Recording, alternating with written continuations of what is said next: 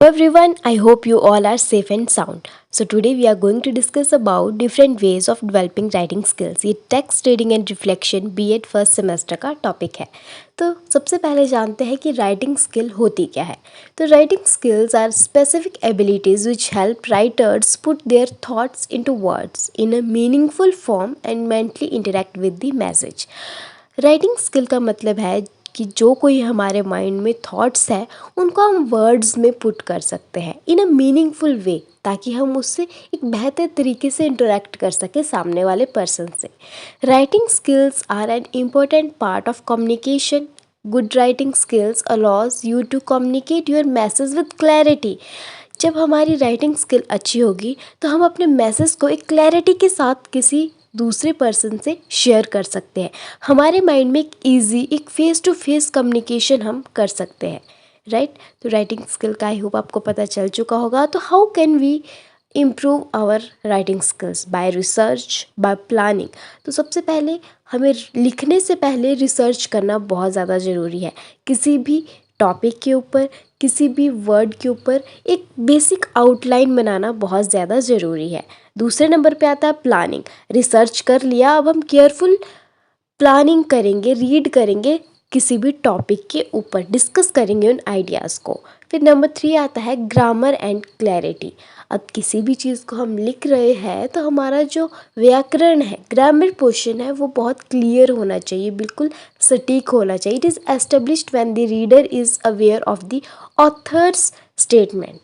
Number 4, make writing a daily exercise. हमें daily practice करना है। हम जानते हैं ना, practice makes a man perfect. Practice really does make perfect. हमें प्रैक्टिस हर चीज़ की, चाहे वो किसी अदर एक्टिविटीज़ की हो, जितना हम प्रैक्टिस करेंगे उतना ज़्यादा हमें ईज़ रहेगा किसी भी चीज़ को इम्प्रूव करने में। ओके, तो डेली प्रैक्टिस करें। Right format, pick the right format for this situation. Don't use complex word when simple words will do the same thing. जब सिंपल चीज़ें वही काम कर रही है तो why should we opt for very complex words? हमेशा easy words choose करें. Be succinct. Try not to use any complicated long words in your writing. They tend to make sentences long and unnecessarily take up. Right. तो मतलब बिल्कुल थोड़े थोड़े words choose कीजिए। ऐसे long sentences बनाने की ज़रूरत नहीं है। बिल्कुल शॉर्ट फॉर्म और बहुत ही क्लियर अट्रैक्टिव वर्ड्स को चूज़ करिए अपनी राइटिंग स्किल्स को एनहांस करने के लिए। नेक्स्ट पार्ट क्या रहेगा? 7th, that is don't repeat yourself. Eliminate tautology. Tautology का मतलब है सेम चीज़ों को मतलब रिपीट करना बंद कीजिए। अगर ही है तो बार बार ही यूज़ मत कीजिए। Try some different attractive words. Okay, write a lot. As I mention earlier कि आपको प्रैक्टिस करना है। Write a lot. Sometimes the most difficult step in the writing process is the act of actually sitting down and getting the writing done. हम क्या करते हैं, जब हम जैसे हमारी सीटिंग कैपेसिटी होती है वो क्या होती है, डे बाय डे हमारी डिक्रीज़ ही हो रही है। हम बैठ ही नहीं पाते हैं ज़्यादा देर। लेकिन अगर आपको एक गुड राइटर बनना है तो आपके अंदर सीटिंग कैपेसिटी होनी चाहिए। आपको बहुत सारा लिखना है, बहुत ही सुंदर सुंदर चीज़ें लिखनी है। Don't overexplain everything. हर चीज़ को ओवर एक्सप्लेन मत कीजिए। जैसे हमारा होता है 16 मार्क्स का क्वेश्चन होता है तो हम ओवर एक्सप्लेन करने की कोशिश करते हैं ताकि हमारे पेजेस भर जाए। तो if you find yourself going in a circle with a level of detail, look at each piece of information.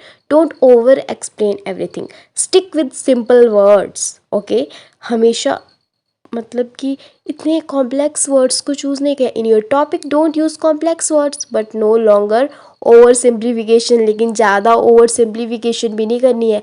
Attractive होने चाहिए आपके वर्ड्स, एज वेल एज कैसे होने चाहिए, काफ़ी सिंपल होने चाहिए। Next is revising and editing.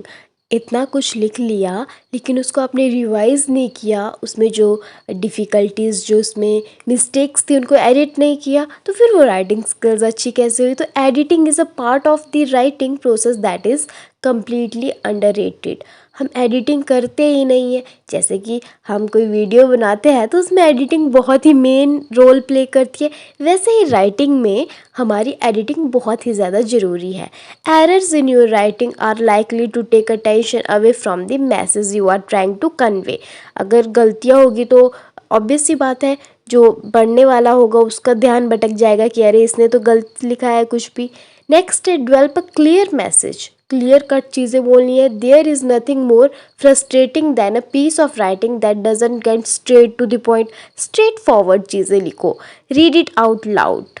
We learn best by example and gaining writing skill is no exception to this rule. Read and read some more. अगर आपको क्या करना है, अच्छी राइटिंग करनी है तो रीड तो करना पड़ेगा।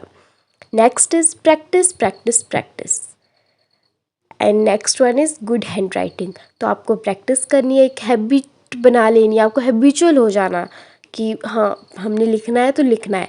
राइटिंग बहुत सुंदर होनी चाहिए, गुड। और राइटिंग सुंदर कैसे होगी? जब आप अच्छे से प्रैक्टिस करोगे तभी राइटिंग सुंदर होगी।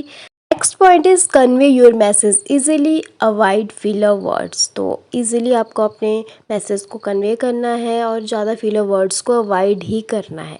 Next is good communication skills. अगर आपकी कम्युनिकेशन अच्छी होगी, आप इंटरेक्ट अच्छे से कर सकते हो, then you can write easily ना। आपके थॉट्स को ही तो आपने डालना है।